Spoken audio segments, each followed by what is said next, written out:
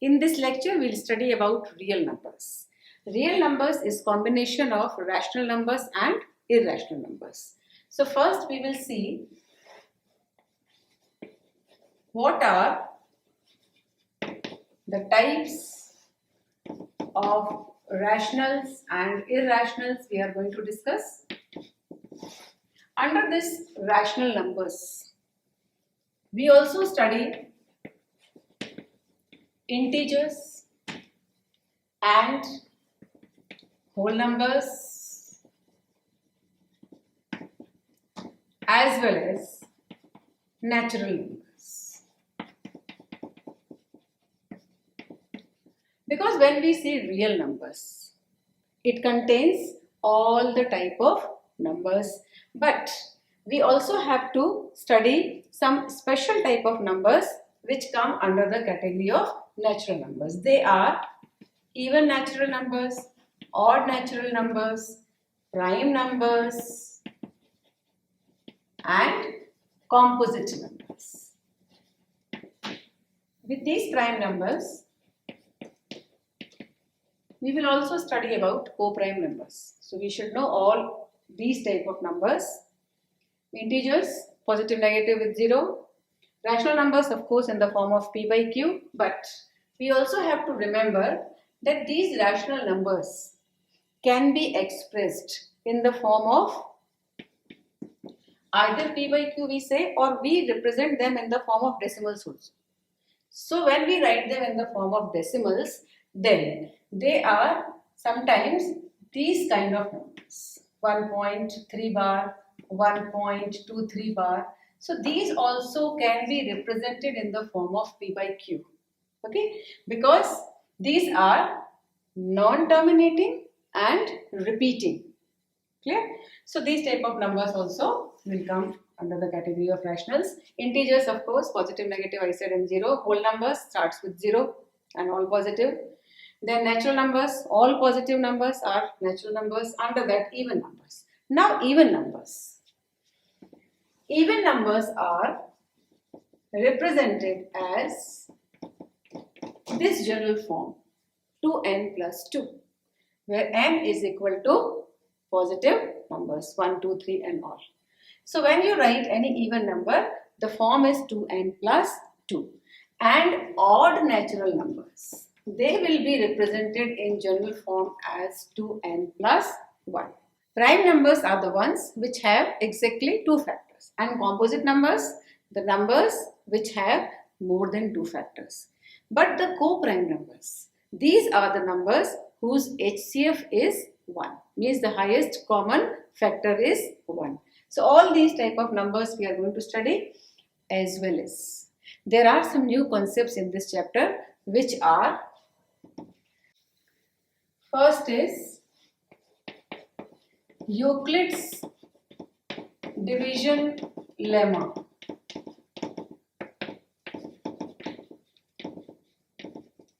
Euclid gave a lemma. Lemma is a proven statement which is used to prove other statements. He said the process of division means when we divide any two integers, suppose a and b.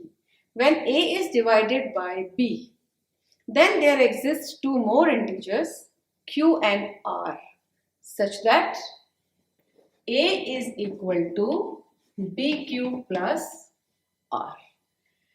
Now this q and r, he said these are unique, and he also gave the characteristic of this r. R should be less than b and more or equal to 0. Now this is nothing but division process. So Euclid's division lemma and Euclid's division algorithm are more or less same, because this process, the stepwise process what we do for the division, comes under the Euclid's algorithm, division algorithm. Okay, so when we divide any two numbers, then there exists a quotient as well as remainder. Then this Euclid's lemma, division lemma what he gave, is actually division algorithm also.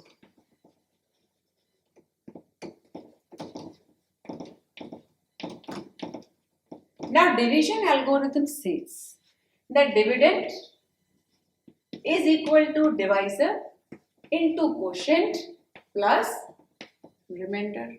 So here A is the dividend, B is the divisor, Q is the quotient and R is the remainder. This is actually the division process what we are doing. For the previous classes you can say, or from the beginning we are doing the division process, that is same. But it is given in the form of lemma now with one quality of this remainder. Suppose we take two numbers. First set is 17,6, second set is 512 and the third set is 20 and 4. I have taken two numbers. As this is A, this is B. This is A, this is B. This is A, this is B. I have taken three different cases. Let's see how. How are they different? Because when we divide, first case, if we divide this 17 by 6,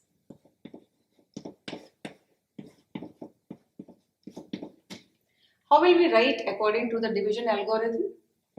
17 is equal to 6 into 2 plus 5.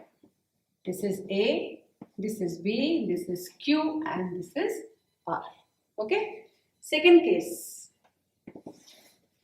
5 and 12. Here A is 5 and B is 12.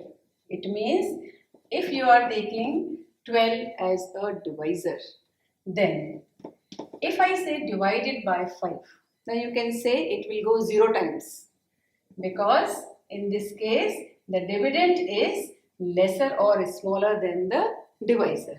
So it will go 0 times. So what is the remainder? 5. It means 5 can be represented as 12 into 0 plus 5.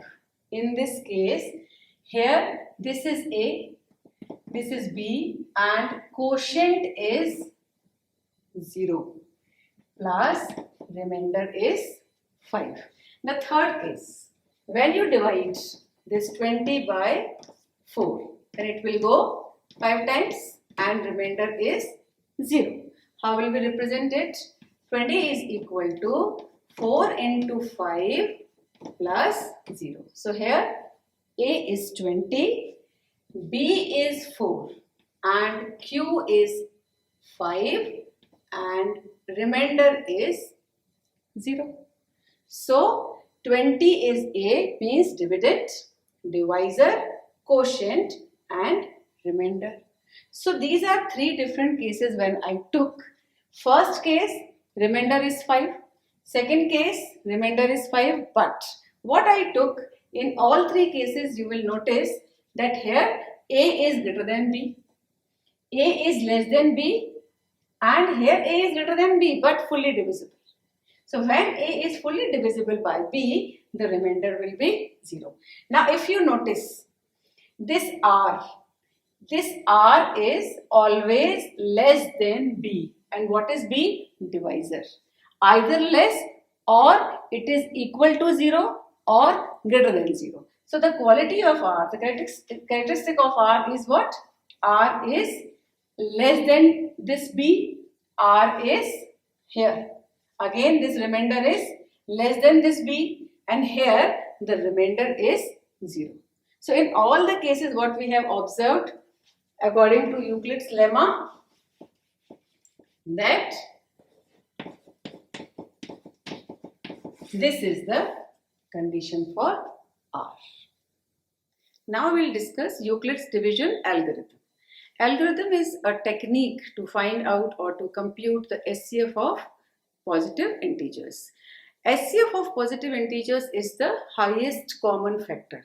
Highest common factor means a positive integer which divides, highest positive integer which divides the given numbers. So if we are taking two numbers A and B, then there exists a positive integer D which divides highest positive integer D which divides both the numbers A and D. So here we will discuss how to find out the HCF. Now as I said, algorithm, it's a stepwise process, means there are steps. Normally the HCF of numbers, what we have learned earlier, to find is to get the prime factors and write the common factors and multiply them. That will be the HCF. But here what we are going to do is long division or continued division method.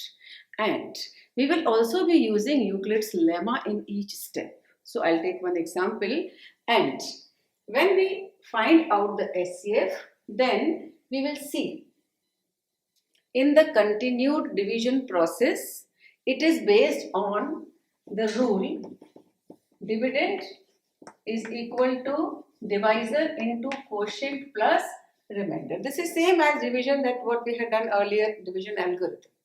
Now according to Euclid's lemma, if we are taking any two positive integers, then it is a is equal to bq plus r. Here what we have done, we have divided this a by b.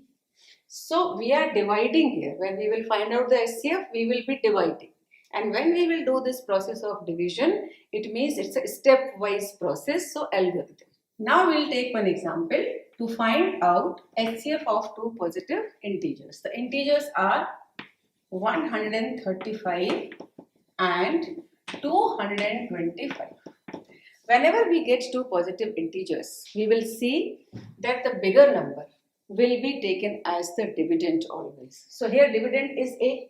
So a is 225 and the smaller number will act as divisor. So b is equal to 135. So the first step, algorithm means stepwise we will do and we will find the HCF. So we will divide first. 135 is the divisor and 225 is the dividend. 135 into 1 is 135. 135 into 2 will be 270, which will be greater than 225. So we will multiply only by one time. So 1s are 135, 5 minus 5 0, 12 minus 3 is 9. So here the remainder is 90. Now look at this process. This is A is equal to B into Q plus R. So this step we will write in the form of Euclid's lemma. Euclid's lemma says that for any two positive integers, if A is divided by B, there exist Q and R such that A is equal to BQ plus R. And he also said the limit of R, means the characteristic of R is always less than B or greater or equal to 0. It means we have to go till we get the remainder 0. So the process is, this is a continued division process and the last divisor which will give us the remainder 0, that would be the HCF. So we will continue till we get remainder 0. But for each step we can write in the form of Euclid's division lemma. Now here A is 225 and B is 135. So B into Q. In this case what have we got? Q 1 and plus remainder. So remainder is in this case 90. First step is over. As we get the remainder which is not 0, will continue. So 90 is the new divisor, 135 is the new dividend. This is the second step. Same process stepwise. Now here 90 into 1 is 90 and 90 into 2 is 180. So we will not go for that because 180 is greater than 135. So one time, that is 90. Now left out is 45. Again for this step, we have to write it in the form of Euclid's lemma. Here in this case, A is 135 and B is 90, which is a divisor, multiplied by the new quotient, that is 1 plus new remainder is 45. We have to concentrate on the remainder. Till we get remainder 0, we have to continue. Now this is the new divisor and the previous divisor will become the new dividend. So 90 is the new dividend and 45 into 2 is 90. So the new quotient is 2 and now we have got the remainder 0. But this third step also we will write in the form of Euclid's lemma. Here A is 90 and B is 45, Q is 2 and remainder is 0. This is of our use. Because this divisor has given remainder 0, so that divisor means that B will be the HCF of the given two numbers.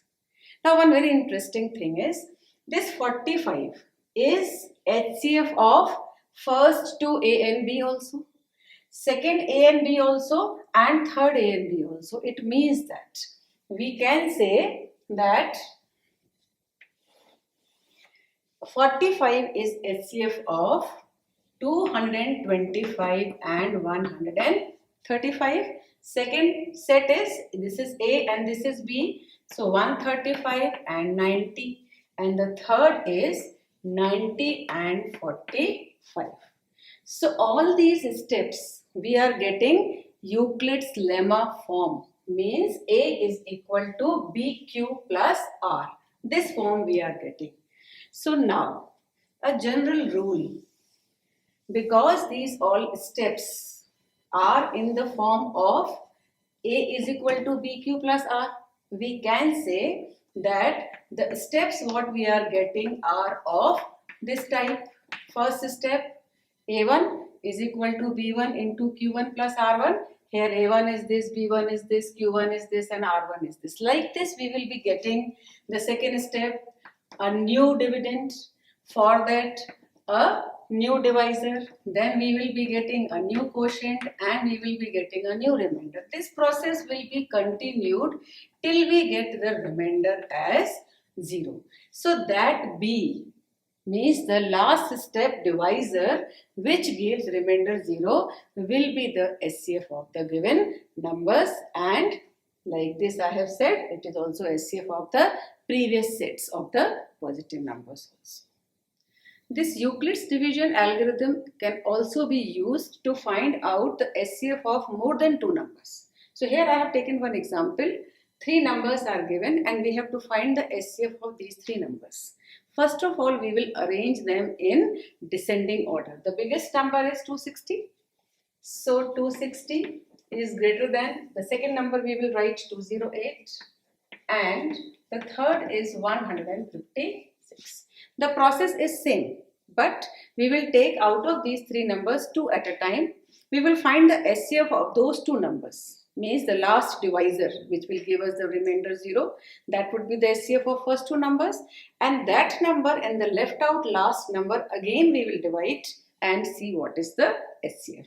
So first we will take 260 and 208. Here A is equal to 260 and B is equal to 208. When we will divide this A by B, then there exists Q and R such that A is equal to BQ plus R by Euclid's division lemma. This step we have to write.